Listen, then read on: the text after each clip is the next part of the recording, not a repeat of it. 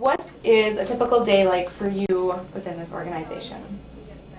Well, a typical day isn't really such a thing at SMDC. I mean, anything can happen at any given time. An average day is pretty much where I just help my team of 7 people get their work done. People call me, they ask me for certain things, and then I determine the prioritization of the projects and which member of my team or which groups among my team would be best able to do it. And then I assign the work out and work with them if they need help, and then make sure that we meet the deadlines and that the projects meet the goal. But there are unusual days that are atypical, and those would be days where there's some kind of situation in town that we're not expecting, a major accident, something that brings a lot of patients into our hospital in a quick and unexpected way. We also have a lot of unions here at SMDC, and so there's times where we're negotiating a contract and we might get near a time where maybe employees would want to go on strike or be threatening to do so, and so those can become very atypical days where we have to do different things than we're used to doing. Okay, good. What skills do you look for when you're hiring, when you're getting interns, and then when you finally get to the position you're at? What skills do you need for this job? I'd like to lie and say that I look for skills, but the truth is there's been a lot of research done, and it shows that a hiring manager decides whether or not they're going to hire you in about 7 seconds. So you really don't get to see a lot about somebody's skills in 7 seconds. And so I find that I too tend to make pretty snap judgments who I'm going to hire and who I'm not going to. But the skills I look for on their resume beforehand is that one of the primary ones is a strong writer.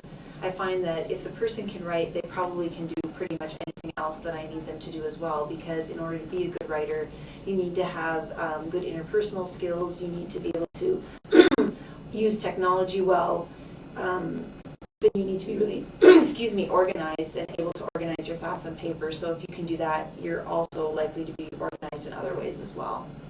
And so I look for those things on paper, and then if the person comes in those first 7 seconds read well, then we usually go from there. But I can tell you that I often test my people that I'm interviewing, and if I don't test them, the best thing you can do is portfolio with you, especially if you're interviewing with me, because I'm not just going to take your word for it that you've done the things you claim to do. I want to see examples, even if it is just from school. So something like this blog that you ladies are putting together would be a really good thing to bring to say and to be able to prove that you know how to do a blog. Like advice for us looking to go into the PR field. Advice. I have great advice. Okay. I'll start at the beginning. My first advice is to do a lot of what you're doing today, but don't just because it's a school assignment. And what I mean by that is get into as many departments as you can shadow to figure out whether or not you really like this kind of work and what specific area you like to work in. Because journalism and communication, you can go a lot of different directions. You could be a webmaster, you could be a corporate communications specialist, you could be the person who does the organization's publication if it's a monthly or weekly newsletter. You might do what I do and manage a team of people. I have a media relations person. We have clients. We have people who just plan meetings. And so communication and journalism majors really can have lots of different titles within an organization like SMDC. And how are you guys supposed to know what it is that you should be doing if you don't know exactly what job you want? So my first recommendation is somebody like me, ask me what kind of people work for me, and then come in and spend a day and move from person to person for an hour and just get a glimpse into the day in the life of a graphic designer or a writer or an event planner. And that will help you decide what you really want to do with this major, because it's overlay. My second bit of advice would be to put together a portfolio. Make sure that whether it's volunteer work or school work, that you're gathering that up, any letters of recommendation that you have, any awards you've won, any great grades you've gotten, any note a teacher has written you.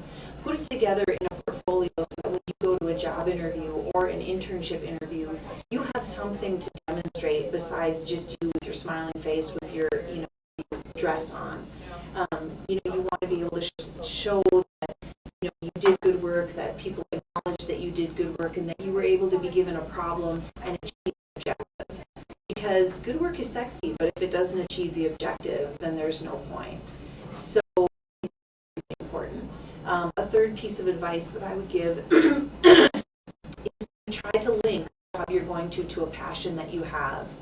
If you love basketball and you want to write for a living, then you should write about basketball, because you're going to be a better writer and you're going to love the job more, and in the job interview you're going to bring something that other candidates don't have.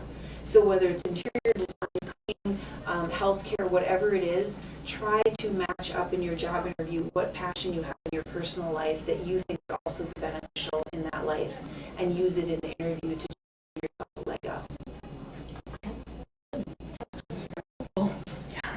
Well, when you think about it, I bet you all have something, right? Ice skating. Okay, so there is an organization that does a monthly magazine, figure skating club. I get it.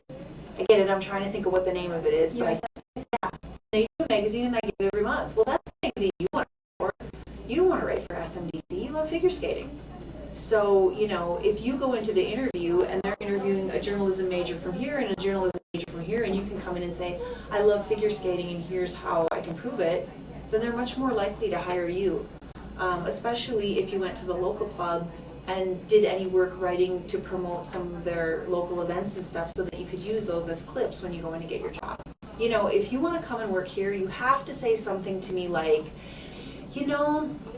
I just really think that it's really important, what doctors and nurses do to take care of people, and if I could be part of that, I'm not a scientific person, and I didn't want to become a doctor or a nurse, but if I could write about what they do so that other people know what you have here, I just think that that would be a way for me to be part of the caregiving team. Hired.